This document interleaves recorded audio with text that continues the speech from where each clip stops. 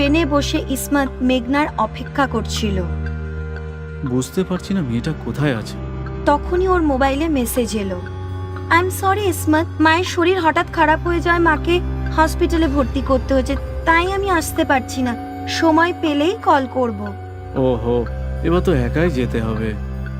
সে দেখলো তার সামনের সিট যেটা এতক্ষণ খালি ছিল সেখানে একজন খুব সুন্দরী মহিলা এসে বসলো। সে একটা লাল শাড়ি ও মাথায় কালো রঙের টিপ পরেছিল। আবহাওয়া কি সুন্দর, হালকা বৃষ্টিও শুরু হয়েছে। যদি ওর সাথে কথা বলা যায় তাহলে রাস্তা ভালোভাবেই কেটে যাবে। ওই মহিলা নিজের ব্যাগের চেন খোলার চেষ্টা করছিল কিন্তু পারছিল না। দিন, আমি আপনার হেল্প করছি। ইসমতকে ওই মহিলা ব্যাগটা দিয়ে দিল। সে ওই চেনটা খুলে দিল। ধন্যবাদ, কি জানি কি করে জ্যাম হয়ে গেছিল। এমনিতে আপনি কোথায় যাচ্ছেন? আমি দিল্লি যাচ্ছি আমার প্রিয় বন্ধুর বিয়ে উপলক্ষে। আরে দারুণ, আমিও আমার বন্ধু বিয়ে উপলক্ষেই আমরা ওয়েডিং অ্যাটেন্ড করতে যাচ্ছি। আমি গাজিয়াবাদ পর্যন্ত যাব। তাও ভালো, গাজিয়াবাদ পর্যন্ত থাকবেন, কথা বলতে বলতে রাস্তা কেটে যাবে। শুনে ইসমত হাসলো। আমার নাম হলো স্মিথ, আর আপনার নাম? আমি আকশিনী। নাম শুনেই ইসমত হঠাৎ ভয় পেয়ে গেল। আকশিনী? আপনি তো ভয়ই পেয়ে গেলেন। আমি তো মজা করছিলাম, আমার নাম আসলে পল্লবী। তাই শুনে ইসমত হাঁপ ছেড়ে একটা দীর্ঘশ্বাস ফেলল। আপনি তো আমাকে ঘাবড়েই দিয়েছিলেন। ট্রেন ছাড়ার সময় হয়ে গেছিল। তখনই মেঘনা এলো। ওই মহিলার পাশে ইসমতের সামনে গিয়ে সে বসে পড়ল। ওকে দেখে ইসমত খুশি হলো, আবার চমকেও গেল। তুমি তো মেসেজ করেছিলে যে তুমি আসতে পারবে না। ও, সে তো আমি একটু মজা করছিলাম। তুমিও যে কি না, মজা করে যা খুশি বলে দাও। ট্রেন খুব জোরে চলতে শুরু করেছিল। ইসমত ওদের দুজনের মধ্যে পরিচয় করিয়ে দিল আর তিনজন মিলে গল্প করতে শুরু করলো। তখনই একটা বয়স্ক লোক এসে চেঁচিয়ে বলল, আজকে অমাবস্যার রাত, আজকে রাতে ট্রেনে ডাইনি ঘুরে বেড়ায়, সবাই নিজের নিজের খেয়াল রেখো। বলেই সে সামনের দিকে চলে গেল। ট্রেনে বসা সবাই একে অপরের সাথে কথা বলছিল। এই কাকা এরকম কেন বলছিল? আমার তো ওই পুরোটাকে পাগল মনে হলো। আজকালকার দিনে যায়নি, কি আজব ব্যাপার, তাই না? এক ব্যক্তি সামনের সিটেই অনেকক্ষণ ধরে বসেছিল। সে একটা সিগারেট ধরালো, যার ধোঁয়া পল্লবীর নাকে আসছিল। উফ, লোকটা খুব অসভ্য। এইসব সিগারেট খাওয়া লোকগুলোকে গলা কেটে মেরে ফেলা উচিত। তারপর পল্লবী নিজের ব্যাগের চেনটা খুলে কিছু বার করার জন্য হাত ঢোকালো। তখন এর ব্যাগ থেকে কালো রঙের একটা পুতুল বেরিয়ে নিচে পড়ে গেল। এনার ব্যাগ থেকে কালো জাদু করার পুতুল বেরিয়ে পড়ে গেছে। ওনার কথাবার্তাও ঠিক মনে হচ্ছে না। এখন আবার ওই লোকটাকে মারার কথাও বলছিল। এই পল্লবী ডাইনি নয় তো? পল্লবী আবার ওই পুতুলটাকে ব্যাগে ঢুকিয়ে রাখলো। তখনই ওই লোকটা যে সিগারেট খাচ্ছিল নিজের সিট থেকে উঠে এগিয়ে চলে গেল। এক্সকিউজ মি, আমি একটু আসছি। আমিও যাব, আমি টয়লেট যেতে চাই। ওরা দুজনই ওখান থেকে চলে গেল। কিছুক্ষণ পর মেঘনা ফিরে আসে, কিন্তু পল্লবী কিন্তু এলো না। পল্লবী কোথায় গেল? ও বলল এক্ষুনি আসছে। তারপর পল্লবীও ফিরে এলো, কিন্তু ওই লোকটা আর এলো না। এবার ইসমত নিজের জায়গা ছেড়ে উঠে পেছনের টয়লেটের দিকে চলে গেল। গিয়ে দেখলো যে লোকটা সিগারেট খাচ্ছিল সেই লোকটা গেটের সামনে মরে পড়ে আছে। ইসমত চুপচাপ টিটির কাছে গিয়ে সব বলে দিল। তখনই সামনের দরজা দিয়ে পল্লবী আসছে দেখা গেল। কি ব্যাপার ইসমত, আপনি এখানে কি করছেন? তখন ওর নজর ওই লোকটার ওপরে পড়ল যে দরজার সামনে পড়ে আছে। ইসমত টিটিকে বলল, উনি ওকে মেরে ফেলেছে। ও ও হলো ডাইনি ডাইনি। এসব আপনি কি বলছেন? ইসমত আর টিটি দুজনে মিলে ওকে ধরে রেখে হাত পা ভালো করে বেঁধে ওইখানেই টয়লেটে আটকে দিল। এর ব্যাপারে কাউকে কিছু বলো না, না হলে ট্রেনে হইচই পড়ে যাবে। পরের স্টেশনে আমরা ওকে পুলিশের হাতে তুলে দেবো।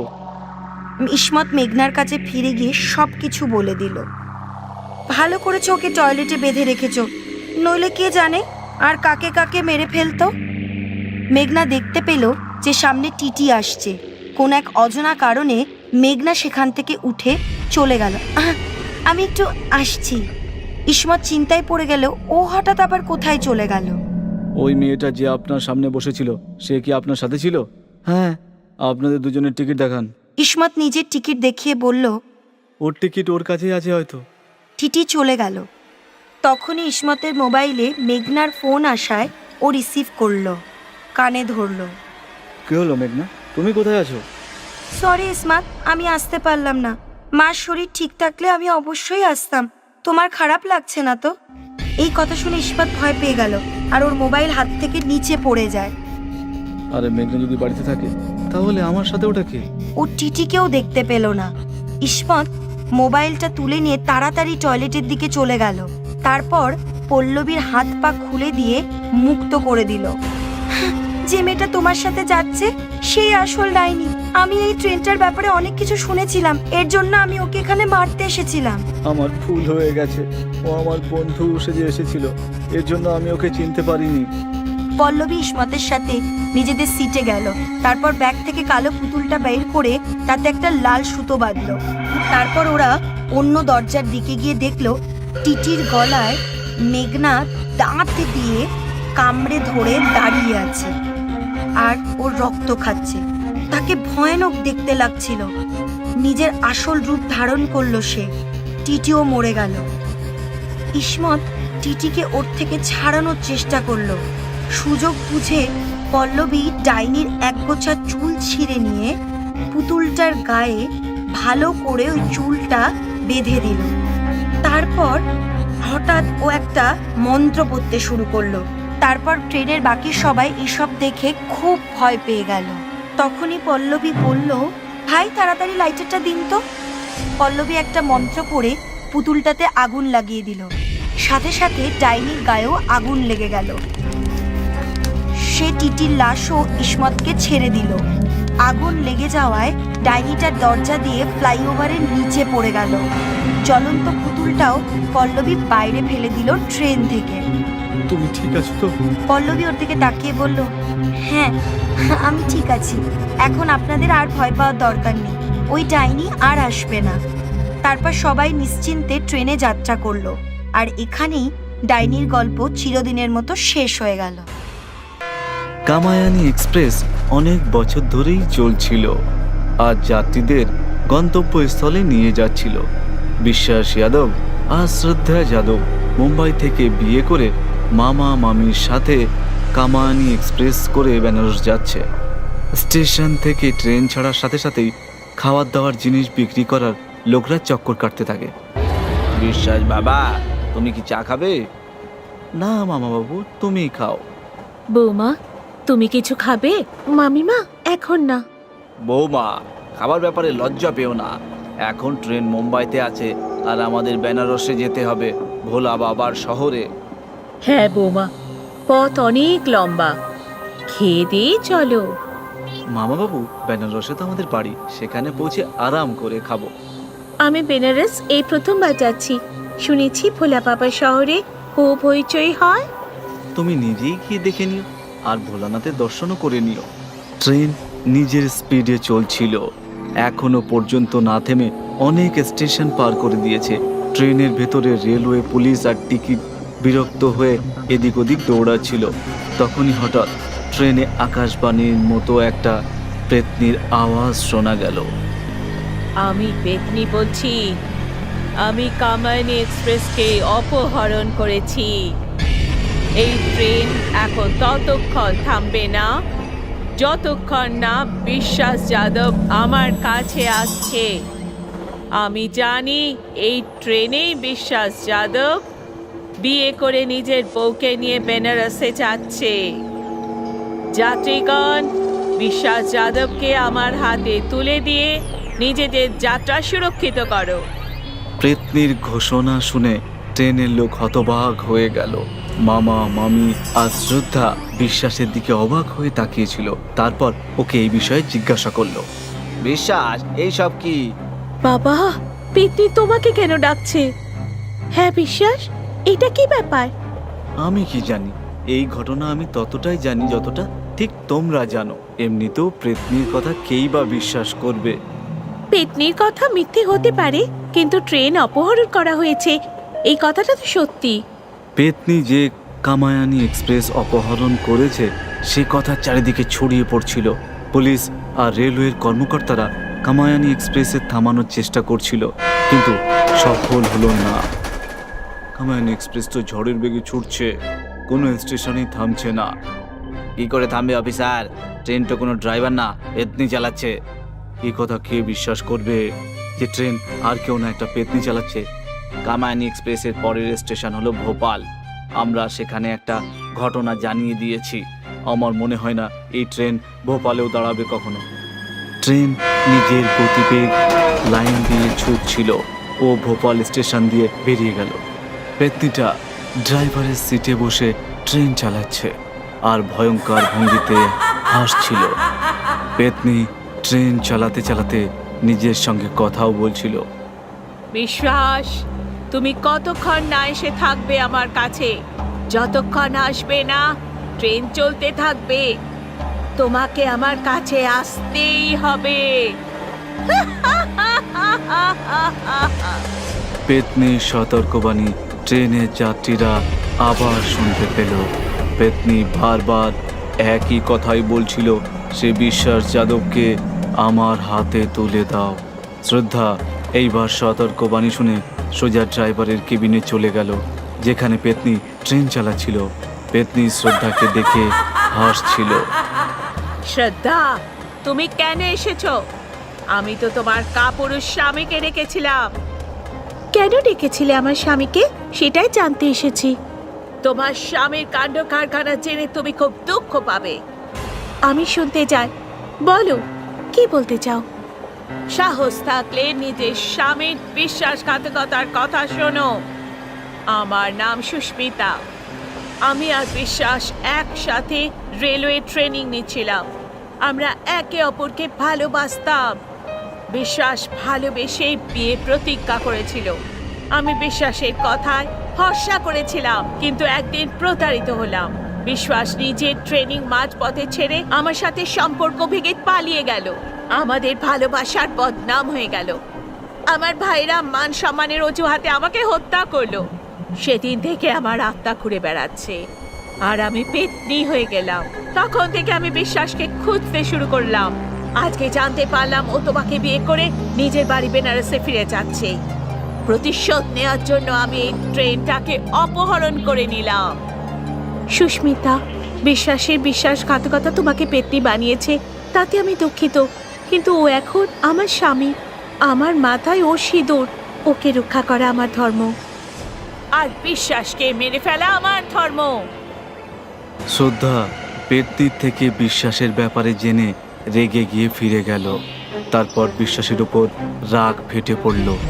বিশ্বাস নিজেকে বাঁচাতে অনেক কিছু বলছিল। মামা মামিও শ্রদ্ধাকে বোঝানোর চেষ্টা করলো। কামায়ানি এক্সপ্রেসকে থামানোর জন্য সব চেষ্টা ব্যর্থ হয়ে যাচ্ছিল। ট্রেন অনেক সিগন্যাল ভেঙে ফেলেছে, অনেক অ্যাক্সিডেন্টও করে ফেলেছিল। পুলিশ ইন্সপেক্টর বাধ্য হয়ে একজন তান্ত্রিককে সাহায্য করার জন্য ডেকে আনলো। তান্ত্রিক বাবা, এখনই তুমি আমাদের শেষ ভরসা।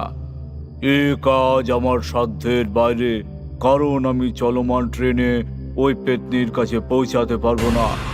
একটা তো উপায় থাকবে তান্ত্রিক বাবা, একটাই উপায় আছে। কি? তাড়াতাড়ি বলুন।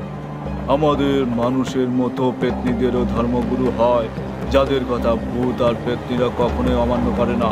এখন আমাকে ওদের সাহায্যই নিতে হবে। ওরা নিজেদের শক্তি প্রয়োগ করে চলন্ত ট্রেনে ওই পেতনির কাছেই পৌঁছাতে পারবে। তান্ত্রিক বাবা ভূতেদের গুরুর সাথে দেখা করে সব কথা বলল। ভূতেদের গুরু সাহায্যের জন্য কথা দিল। তারপর নিজের শক্তি প্রয়োগ করে উড়ে গিয়ে কামায়ানি এক্সপ্রেসের পেতনির কাছে পৌঁছে গেল। পেতনি নিজের গুরুকে দেখে অবাক হয়ে গেল। গুরুদেব, আপনি এখানে? এ কি পাগলামি সুস্মিতা! গুরুদেব, আপনি তো সব জানেন। এটা আমার প্রতিশোধ। তোমার প্রতিশোধের জন্য হাজার লোকের প্রাণের ঝুঁকি হয়ে গেছে। পুরনো কথা বলে বিশ্বাসকে ক্ষমা করে দাও। না গুরুদেব, এটা আমার আদেশ। পেতনি গুরুর আদেশ মেনে নিয়ে প্রতিশোধের আগুনকে ঠান্ডা করলো। ট্রেন স্বাভাবিকভাবে চলতে শুরু করলো। ততক্ষণে কামায়ানি এক্সপ্রেস মহাকালের শহর বেনারসে পৌঁছে গেল। বেনারসে পৌঁছে পেতনি গুরুদেবের সাথে বিশ্বাসের সঙ্গে দেখা করলো। বিশ্বাস ওর কাছে ক্ষমা চাইল। পেতনি ওকে ক্ষমা করে মহাকালের শরণাপন্ন হয়ে গেল।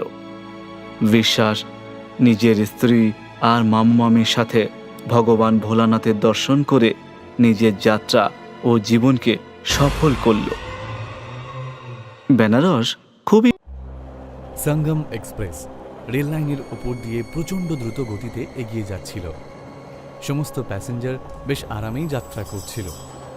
রাগিনীও নিজের ছোট বোন শ্রেয়ার সাথে দিল্লি থেকে মেরাটে যাচ্ছিল। ওদের সামনেই বসা একজন লোক অনেকক্ষণ ধরে সিগারেট খাচ্ছিল, যার ফলে রাগিনী আর বাকি প্যাসেঞ্জারদেরও খুব অসুবিধা হচ্ছিল। এই যে হ্যালো, আপনাকে যদি সিগারেট খেতেই হয় তাহলে আপনি পাশে গিয়ে সিগারেটটা খান, আমাদের সবারই এখানে অসুবিধা হচ্ছে। হ্যাঁ হ্যাঁ চলে যাচ্ছি, কিন্তু এরকম মেয়েদের মতো সামান্য একটু ধোঁয়ার জন্য অসুবিধা হওয়া একদমই ঠিক নয়। এটা বলে ও উঠল আর দরজার কাছে গিয়ে সিগারেট খেতে শুরু করে। ট্রেনের উপরে একটা ডাইনি নিজের হাত পায়ে ভর করে চলছিল। মুখের ওপর একটা ভয়ঙ্কর হাসি ছিল। এই আওয়াজ ওর হাঁটার জন্যই হচ্ছিল। এত আওয়াজ কিসের? এরকম মনে হচ্ছে যেন ট্রেনের উপরে কোনো হাতি হাঁটছে। আর সেই লোকটা এখনো ওই দরজার সামনে দাঁড়িয়ে সিগারেট খাচ্ছিল। ডাইনিটা ছাদের ওপর থেকেই নিজের হাতটা বাড়িয়ে ওই লোকটাকে গলা ধরে ট্রেনের ছাদের ওপরে তুলে নেয়। লোকটা ওই ডাইনিটাকে দেখে ভীষণ ভয় পেয়ে যায়, আর তার সাথে ট্রেনের ছাদের উপরেও ওর ভীষণ ভয় করছিল।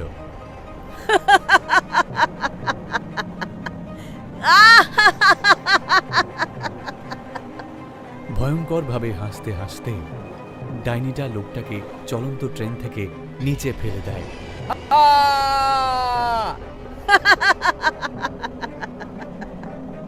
আর ওই লোকটার চিৎকার আর ডাইনির ভয়ঙ্কর আওয়াজ শুনে সব প্যাসেঞ্জার আটকে ওঠে আর একদম চুপচাপ হয়ে দরজার দিকে তাকিয়ে থাকে।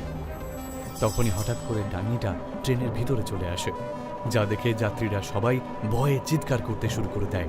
ডাইনিটা কয়েকজন প্যাসেঞ্জারের ওপর আক্রমণ করে, কারুর ঘাড় মুটকে দেয়, আবার কারুর হাত ভেঙে দেয়, আবার কারুর চোখ তুলে দেয়, যার ফলে ট্রেনের ভেতরে ছোটাছুটি শুরু করে দেয়। যাত্রীরা সবাই এদিক ওদিক পালাতে শুরু করে। রাগিনী শ্রেয়ার হাত ধরে যেই পেছনের দিকে পালায়, ডাইনি শ্রেয়ার হাতটা ধরে ওকে নিজের দিকে টেনে নেয়। না, রাগিনী নিজের প্রাণের পরোয়া না করি ডাইনির কাছে যায় আর বলে, ওটা একটা বাচ্চা, ওকে কোথায় নিয়ে যাচ্ছ? তুমি আমার প্রাণ নিয়ে নাও, কিন্তু আমার বোনকে ছেড়ে দাও। এই কথা শুনে ডাইনি রাগিনীর গলা ধরে আর ওকে নিজের কাছে নিয়ে এসে ওকে বলে, তোকে গিয়ে নিজের বয়ফ্রেন্ড রোহিতকে এই ট্রেনে নিয়ে আসতে হবে। যেদিন তুই ওকে এখানে নিয়ে আসবি সেদিন আমি এই বাচ্চা মেয়েটাকে ছেড়ে দেব। এই কথা বলে ও রাগিনীকে ধাক্কা দিয়ে দেয় আর শ্রেয়াকে নিয়ে ট্রেন থেকে লাফ মেরে দেয়। শ্রেয়া!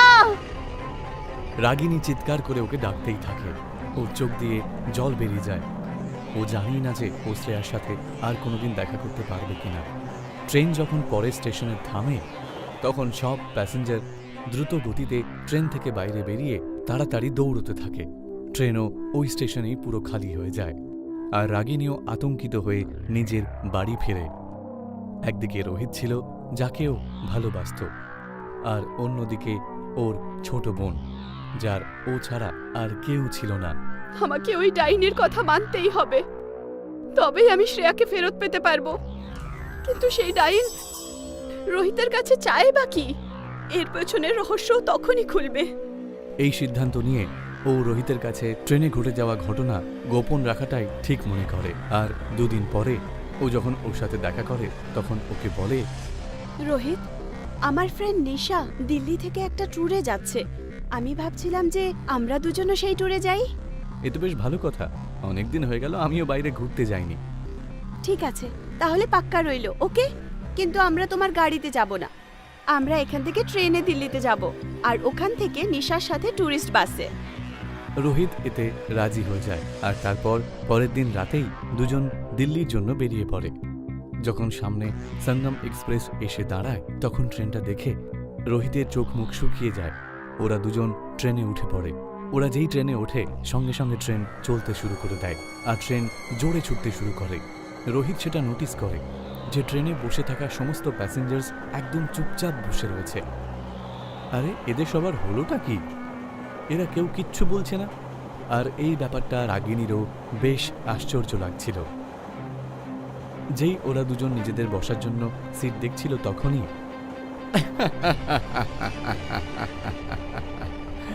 একজন প্যাসেঞ্জার খুব জোরে জোরে হাসতে শুরু করে দেয়। রোহিত আর রাগিনী ওর দিকে তাকায়, তখন দুজনই ভয় পেয়ে যায়। ওই প্যাসেঞ্জারের চোখটা লাল হয়ে চকচক করছিল আর মুখটা একদম নীল হয়ে যায়। আজকের যাত্রায় তোর শেষ যাত্রা হবে।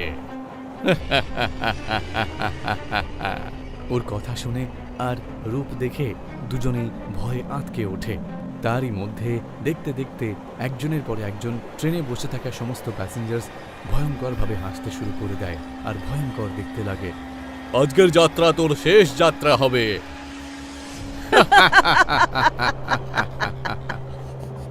আজকের যাত্রা তোর শেষ যাত্রা হবে রোহিত। এই কথাটাই সবাই বারবার বলে যাচ্ছিল। ওদের সবার থেকে ভয় পেয়ে রোহিত রাগিনীর হাতটা ধরে আর সবার থেকে পিছিয়ে যায়। কিন্তু তখনও ওরা সবাই নিজের নিজের জায়গায় বসে একই কথা বারবার বলে যাচ্ছিল। তখনই একটা জোরে আওয়াজ হয় আর সবাই একদম শান্ত হয়ে যায়।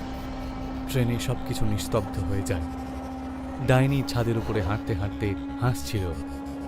আর কিছুক্ষণ পরই ডাইনিটা দরজা দিয়ে ট্রেনের ভিতরে ঢুকে পড়ে, যা দেখে রোহিত একদম আঁতকে ওঠে আর চিৎকার করে।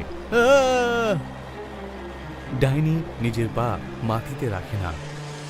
ও ছাদের ওপর থেকেই নিজের 4টে হাত পা দিয়ে একটা টিকটিকির মতো রোহিতের দিকে এগোতে থাকে। রোহিতের কাছে পৌঁছে ডাইনিটা ছাদ থেকে মাটিতে নেমে আসে আর রোহিতের গলা টিপে ধরে। আমি তোমার কথায় ওকে এখানে নিয়ে এসেছিলাম, এখন তুমি আমার বোনকে ফেরত দিয়ে দাও। পরবর্তী স্টেশনে টিটি রুমের বাইরে তুমি তোমার বোনকে ফেরত পেয়ে যাবে, চিন্তা করো না। এই কথা বলে রোহিতের গলা আরো জোরে টিপে দেয় আর ও আবার চিৎকার শুরু করে দেয়। ট্রেনে বসে থাকা সমস্ত প্যাসেঞ্জারদের মধ্যে যেন কোনো জাদু হয়ে যায়। ওরা সবাই নিজের নিজের জায়গায় বসে ভয়ঙ্করভাবে হাসতে শুরু করে দেয়। কিন্তু এই রোহিতের ভুলটাই বা কি? তুমি ওকে কেন মারতে চাও বলো? এই ছেলেটা 1 নম্বরের ধোঁকেবাজ। ও আমার সাথেও ভালোবাসার নাটক করেছিল, যেমনটা এখন তোমার সাথে করছে।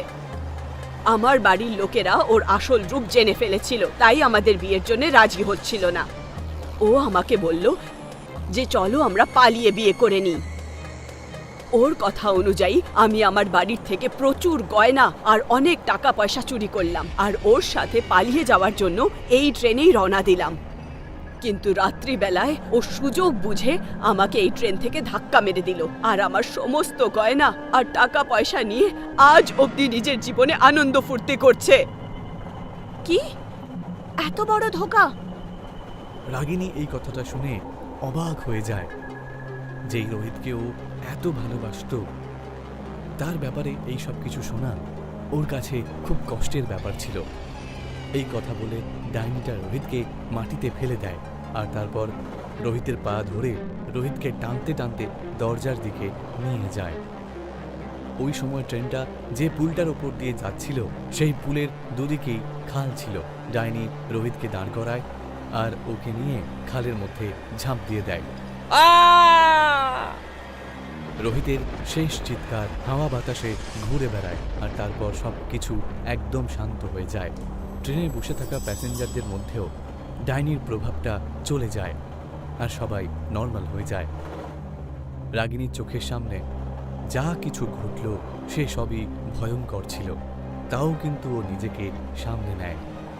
পরের স্টেশনে যখন ট্রেন থামে তখন ও টিটি রুমের পাশে শ্রেয়াকে দাঁড়িয়ে থাকতে দেখে আর ওর কিচ্ছু হয় না। রাগিনী দৌড়ে গিয়ে ওকে জড়িয়ে ধরে আর তারপর ওকে নিজের বাড়িতে নিয়ে যায়।